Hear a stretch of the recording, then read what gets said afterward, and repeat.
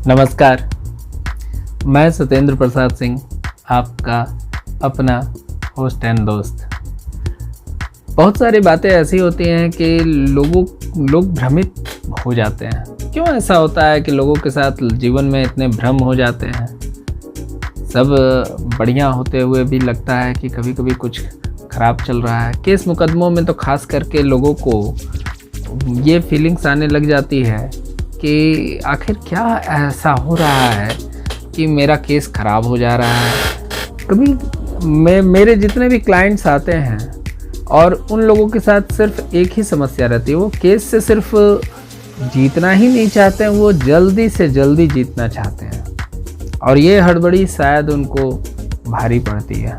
बहुत सारे ऐसे लोग हैं जो अपने केस के सही स्थिति को, अपनी वास्तविक स्थिति को नहीं जानते हैं और वो सिर्फ अपने वकील साहबों पर प्रेशर बनाते रहते हैं कि जल्दी मेरे को केस जिता दीजिए, मेरे को केस जिता दीजिए, बाय हुक बाय क्रूक, चाहे जैसे हो केस जिता दीजिए। अरे मैं ऐसे लोगों से कहना चाहूँगा कि पहले तो आप अपनी स्थिति को समझिए।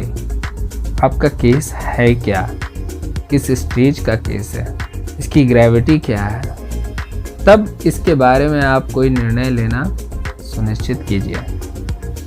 अब आप ये सोचते हैं कि आपका केस छोटा सा है। कोई अधिकांश लोग क्या होते हैं कि ऐसे लोगों का सलाह मशवरा कर लेते हैं जिनको कानून की जानकारी नहीं होती है, जिन्होंने आज तक अपने जीवन काल में न्यायालय भी नहीं देखा है। वो बस केवल सुनी सुनाई बातों पर आपको निर्णय दे देते हैं कि हाँ ठीक है, फला केस में फला सिमिलर टाइप का केस था, उसमें तो 2 महीने में बेल हो गया, तो 1 साल में केस ख़त्म हो गया। कुछ तो हमारे कलीग मित्र भी ये भी कहते हैं कि सिमिलर टाइप का केस था, उसको 15 लाख मुआवजा मिल गया। अब बताइए, इतनी भ्रांति है, इतने तरीके की बातें हैं और इसमें आप सोचते हैं कि आप केस जीत जाएंगे। सबसे पहले तो मैं आपको बता दूं कि आपका सिलेक्शन ही आपको आगे आपके केस में मदद करता है और आपका सिलेक्शन आपके वकील के बारे में क्या है, आपके अधिवक्ता महोदय कैसे हैं, इस पे बहुत बड़ा डिपेंड करता है। तो केस लड़ने से पहले आपको अपने अधिवक्ता महोदय के साथ बैठकर ये डिस्कस करना पड़ेगा कि आखिर इस केस में क्या आगे, किस प्रकार से आगे कार्य करने से किस प्रकार के रिजल्ट आएंगे।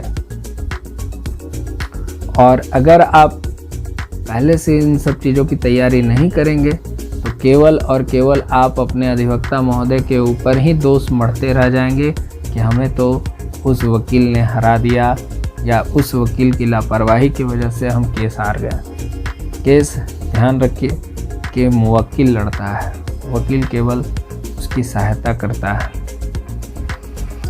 और ये सहायता इस स्तर पर भी निर्भर करता है, इस चीज़ पर भी निर्भर करता है कि आप अपने अधिवक्ता महोदय के साथ किस प्रकार की बॉन्डिंग रखते हैं।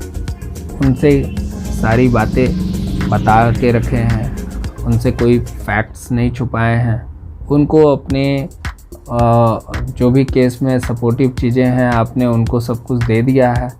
तो आप समझिए कि उनकी राय, उनका कार्य आपके प्रति सकारात्मक हो पाएगा।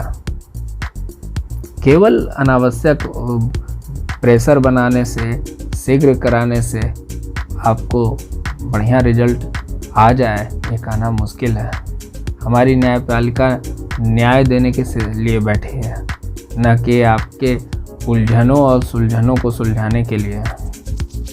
सुप्रीम कोर्ट के एक पहल के बाद बहुत सारे केसेस में दोनों पक्षकारों को मीडिएशन का मौका दिया जाता है और ये मीडिएशन ही वो अंतिम अवसर होता है जहां आप अपने मामले को सहजता से, सुगमता से सुलझा सकते हैं। अब इसके बाद आपको न्यायालय में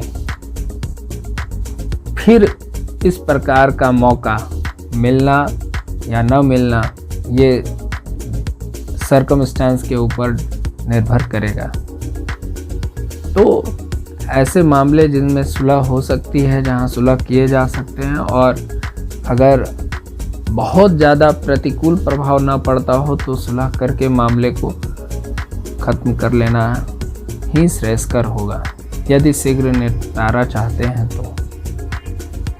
बाकी ये जितने भी मामले हैं उनमें ट्रायल होके रहती है, और ट्रायल होगी तो वो जो सर्कमस्टेंस होंगे वो न्यायालय के कार्यशैली, आपके वकील साहब के कार्यशैली पर निर्भर करते हैं। इसलिए अपने वकील साहब के ऊपर अनावश्यक प्रेशर बनाना बंद करें, अपनी चीज़ों को समझें, और जिस प्रकार से एक समस्या के 10 हो सकते हैं कि 10 समाधान हो, कुछ समस्या ऐसी हैं जिनका समाधान सिर्फ एक ही होगा। अब जैसे टायर में पंक्चर हो गया और उसी टायर को लेके चलना होगा, तो उस टायर के पंक्चर को बनाना होगा। लेकिन अगर टायर बदल देना है, ट्यूब बदल देना है, पूरा का पूरा चक्का ही बदल देना है, तो ये अलग बात है। अपने वकील साहब के प्रति विश्वास रखें, उनसे बातें करें। अगर उनसे समाधान नहीं मिल रहा है तो उनको स्पष्ट कहें कि मैं आपसे बात करके संतुष्ट नहीं हो पा रहा हूँ। अब आपके संतुष्ट ना होने में सबसे बड़ी समस्या है कि आप टेक्निकलिटी नहीं जानते हैं। बहुत सारी टेक्निकल समस्याएं हैं और टेक्निकल बातें हैं, वो आपको नहीं समझ में आएंगे, वो आपके वकील साहब को ही समझ में आएंगे।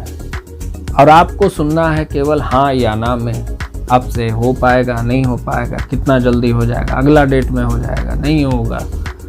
तो ये सारी बातें जो होती हैं, इस प्रकार की अस्थिरता में बात करना केवल और केवल नुकसानदायक होगा, इसमें फल प्राप्त नहीं होगा। क्योंकि आपके अधिवक्ता महोदय फिर आपके प्रेशर को देखते हुए, आखिर उनकी भी प्रोफेशनल डिमांड है, वो क्यों अपने हाथ से क्लाइंट को जाने देंगे? कोई ज़रूरी नहीं है, वो अपने तरफ से प्रयास करेंगे, और अगर एक सोची समझी रणनीति के हिसाब से प्रयास होगा तो हो सकता है परिणाम आपके पक्ष में आ जाए। लेकिन शीघ्र और दबाव में काम करने पर हो सकता है परिणाम आपके पक्ष में ना भी आ सकता हो। तो मेरा कहना है कि आप अपने अधिवक्ता महोदय से सारी बातें स्पष्ट रखें, समझें, अपने केस को बारीकियां से समझें, अध्ययन करें। केवल ये नहीं कि हाँ कब तक हो जाएगा सर, करा दीजिए। ये सारी बातें जो है बहुत ही नकारात्मक बातें हैं, और इनसे केवल आपका काम खराब हो सकता है। ये अच्छा होने की दृष्टि से तो बहुत कम जाएगा। हाँ, कुछ अधिवक्ता महोदय बहुत हाई प्रोफेशनल हो चुके हैं, कुछ वकील साहब तुरंत काम को समझ लेते हैं और उसके अनुसार कार्य कर देते हैं। लेकिन ज़रूरी नहीं है कि हर एडवोकेट का एक ही स्टाइल होगा। कानून एक है, लेकिन सब उसकी व्याख्या अपने हिसाब से करते हैं। जिस प्रकार आपने देखा होगा, बाइक एक ही है, गाड़ी एक ही रहता है, लेकिन चलाने वाला अलग अलग रहता है। कुछ ले जा करके एक्सीडेंट कर बैठते हैं, और कुछ सालों से चला रहे हैं, उनसे आज तक एक्सीडेंट नहीं हुआ है। तो ऐसी बातें इसमें भी हैं, वकालत में भी इसी प्रकार की बातें हैं कि ज़रूरी नहीं है कि जो आप चाह रहे हैं बहुत आसानी से, सुगमता से हो जाए। आप अपना पैसा लगा सकते हैं, एफर्ट लगा सकते हैं, परिणाम आपके हाथ में नहीं है। परिणाम सिर्फ सोची समझी रणनीति के तहत एक योजना भरे कार्य के हिसाब से ही आपके पक्ष में आएगा। अगर आप भी ऐसे परेशान हैं और किसी केस में सहूलियत और सहायता चाहते हैं, या आपको भी नहीं समझ में आ रहा है, तो आप हमसे संपर्क कर सकते हैं। हम आपका इसमें मार्गदर्शन करेंगे। और इसी प्रकार हमारे चैनल को देखते रहें, समझते रहें, सब्सक्राइब करें, शेयर करें। इन सब चीज़ों के लिए आपका बहुत बहुत धन्यवाद। नमस्कार।